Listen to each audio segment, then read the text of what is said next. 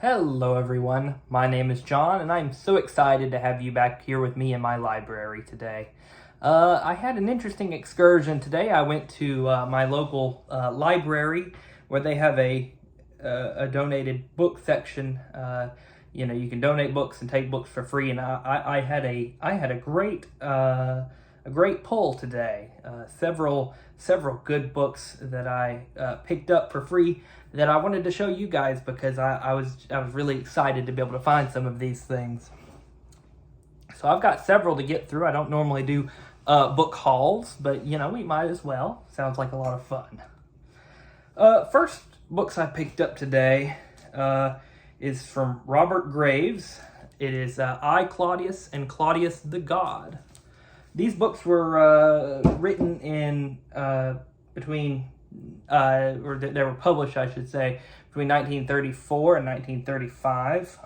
It details a fictionalized account of the life and times of Emperor Claudius from his early days. I think it starts around the assassination of Julius Caesar to his death.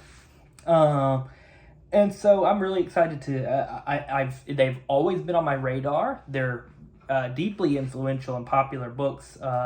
They were made into a critically acclaimed series on the BBC. So they've always been on my radar as something I would probably enjoy, but I've just never really read them. And I think I watched the first episode of the BBC show, and I enjoyed it, but I just found that I had less of an idea of the political situation in Rome after Julius Caesar. I've read a couple books, the Rubicon, which I've mentioned before, about the fall of the Roman Republic, but I have less of a historical understanding of some of the emperors that come after Emperor Augustus. So I think the novels might be a good place to start. I felt just a little bit lost when I started watching the first episode of the show.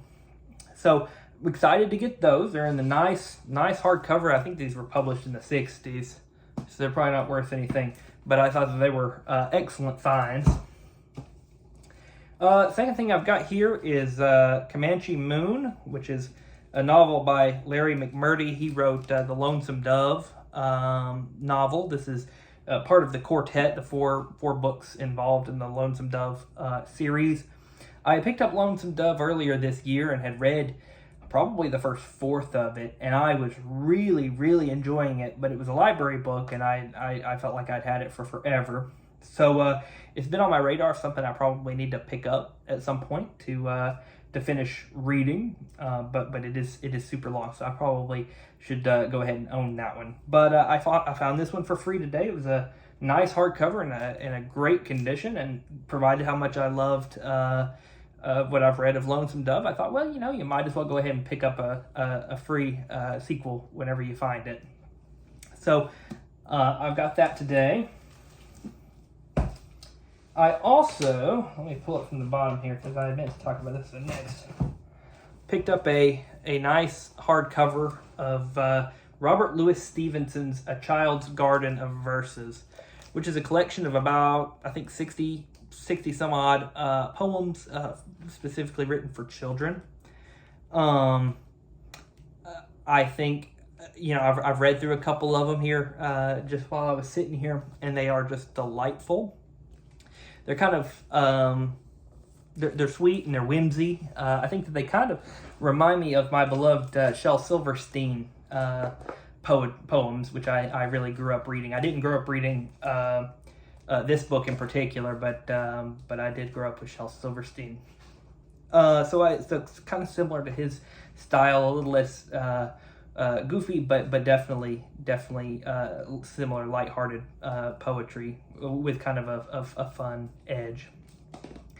I'm a big fan of Stevenson. I've read Treasure Island many a time. I've read The Strange Case of Dr. Jekyll and Mr. Hyde, and so I'm just a big fan of his in general. So whenever I saw this, I thought I'd pick it up. We're just doing a little bit of research about this book. I think it was published, I should say, in 1885. Uh, Robert Louis Stevenson struggled most of his life with a lung condition. Some people think it was tuberculosis. Some people think it was something else, but it was definitely a lung condition. And he spent a lot of his life really sick and in bed, and he moved several times to try to find a climate that would be better suitable for his condition. But, no matter where he was with his chronic illnesses and things like that, he had a brilliant imagination and just wrote his heart out. Sadly passed away too soon at the age of 44, I believe is what I read. He was in his 40s at any rate. Well before his time. But we love the books that we have from him, and we just wish that we could have had some more. But I've always been a great admirer of Stevenson. Also picked up a book, a couple history books. This one's a history of English literature. I thought it would be a great piece of reference material. Sometimes I'm looking up a history or a classic book, trying to get some background information. So this provides me with another source that I may be able to use when talking about books here on the channel. Don't think I have anything specific to say about it. I've kind of perused through it. I think it looks very comprehensive. So I'm excited to have that on the shelf there. It's in great shape, good condition. Speaking of a little bit in a similar vein to Robert Louis Stevenson, I picked up a delightful little book. It's not very long, on the golden age of piracy. Now, I think Stevenson first reached out to me because of Treasure Island. Growing up, I mean, pirates was absolutely my thing. I love pirates and I love Vikings. I'll never forget one such story in which I was just obsessed. And my mother had bought me a book, and she wasn't really trying to prove any point or anything. She just said she thought I would enjoy it, I'm sure. She bought a book. I don't remember. I think there may have been two of them, but I don't remember if it was You Wouldn't Want to Be a Pirate or You Wouldn't Want to Be a Viking. And it was all about how gross and awful it would have been living on a pirate ship. I remember reading that entire book, and I handed it back to my mother at the end of it, and I said, it didn't work. I still want to be a pirate. So I thought, I always thought that was really funny. So I've always had a deep fascination with the golden age of piracy. There's just so many interesting little anecdotes and legends and myths and stories that come up from all around that time. And it's just, it's just a heck of a lot of fun to be able to research interesting topics like that. And so, again, I don't know that I have anything to say specifically about this author, which is Hugh F. Rankin, or this book, but I am delighted to have a book on piracy on the shelf. Let's see. The last... Nope, I got two more. Never mind. I also picked up a pretty little volume of the plays of Anton Chekhov. He's, of course, a Russian short story writer and a writer of plays. I think these are at least the most famous of his plays. I've read a little Tolstoy, I've read a little Dostoevsky, but I've never read Chekhov. In fact, I know very, very little about Chekhov. I know he was writing at the end of the 1800s, and I know everyone uses Chekhov's gun as kind of a writing trope. The idea that if you introduce a gun in the first act, it must be fired by the third, as kind of a story crafting element to introduce a theme or an idea that will later be picked up on later. So I'm familiar with a couple of those ideas, but I've never read anything specifically by the man. But I saw it and I thought, you know what? I would love to have a little bit of Chekhov on the shelf to be able to pick up. So that's what I've got, the plays. Finally, and forgive me if my Italian pronunciation is way off. I have no background in Italian. The Decameron by Giovanni Boccaccio, which is a collection of stories. It's probably best described by kind of comparing it to its kind of English sister, which is Canterbury Tales. Both of those are collections of stories in which you kind of have a frame story on the outside about a group of individuals, in this case, a group of young men and women who are escaping the Black Plague, the bubonic plague in the 1300s, and they get into a storytelling that they start swapping stories, and some of these stories range from erotic stories to adventure stories. I mean, it's just, you never know what you're going to get whenever you open this book up. It's very, very similar to the Canterbury Tales, where there's stories about courtly love followed by very, very vulgar stories that you just wouldn't expect to find in a book bound in your hardcover leather. So that was a neat pickup today. I've never read this. I've read pieces of Canterbury Tales, but I thought it'd be a good thing to have on the shelf as well, because it is a all-time classic of Italian literature. It predates the Canterbury Tales by I'm not quite sure how many years, but it does predate the Canterbury Tales by at least a little while. So definitely an inspiration and one of the greatest works of English literature, and a great work of Western literature in its own right, Giovanni Boccaccio's the Decameron. Also, just an interesting anecdote that I had found on Giovanni was that it was he apparently who had coined the title, the Divine Comedy of Dante Alighieri. That's what I was trying to come up with. I had to see it on my shelf up there. I think before then they said it was called the Comedy, and he coined it the Divine Comedy. So others have since coined the Decameron the earthly comedy, the terrestrial comedy. So I think that's kind of just an interesting distinction.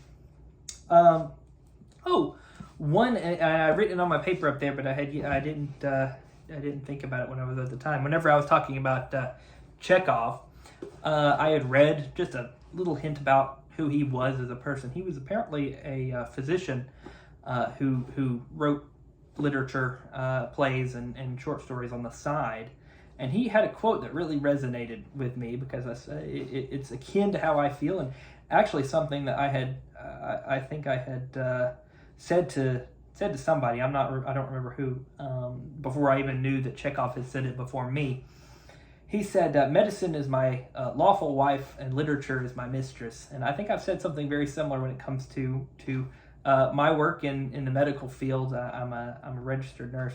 So, by day, you're at work doing medical work, and that's your job by day, but enjoying and trying to produce literature at night is just very exciting in a different way that sometimes the monotony of day-to-day work life isn't quite. But anyway, that was a thought about Anton Chekhov that had spoken to me earlier today, and I wanted to share that with you as well. Anyway, that's a heck of a lot of books. How many books is that? 1, 2, 3, 4, 5, 6, 7, 8. 8 books, I think. So that's quite a haul. I probably don't need them, but I'm happy that they're here. I think here in a little while we're going to cull some of the paperbacks and other books that I don't really care about having, so I'll probably be making some room for them on the shelves here. Got a couple. Hopefully, I got some good videos coming up in the near future. Unfortunately, it has been a very hectic few weeks. Work has been very, very difficult, so I've had a very hard time reading quite as much as I wanted to, and doing as much with this channel as I have intended to. So I've kind of fallen off a little bit of the week by week schedule. We're gonna keep trying. We may. I'm trying to make it to June, and I think June will be 6 months since I would have started the channel, I think at that time I need to really reevaluate what we're doing and how we're doing, and what changes I might need to make to format and the idea in order to make sure that we're keeping up a good quality and putting stuff out there. And if I need to dial it back and do a video every 2 weeks or something like that in order to make things more manageable, then that's what I can do. Because, the idea is not that this is supposed to be stressful. This isn't supposed to add stress to my life, or it's supposed to be fun. And sometimes I sit there and I'm like, I really should be getting on making a video. I really should do this. And I'm like, this is a hobby. This is not my full-time job. So, there may be an element of reevaluation that I'm going to have to do here in the pretty near future. But, what else? I may talk about, I'm not sure, but I may talk about a picture of Dorian Gray before long. I actually, that ended up being the fiction book that I've read this month, and I was blown away. I have never read anything by that author before, and I thought it was just great. And so I've also picked up the importance of being earnest. So I think Oscar Wilde has become a new favorite of mine. I thought that Picture of Dorian Gray was just really, really entertaining, really entertaining. So if I do read The Importance of Being Earnest, that'll probably take the place of what I would have otherwise read Shakespeare this month. But because that's, they're both plays. So yeah, that's kind of where I'm at right now. And I may look at this book of piracy here. There's lots of nonfiction out there for me to try to get my hands on. That's another element that I think I mentioned before. I'm probably going to reevaluate because it's having me choose.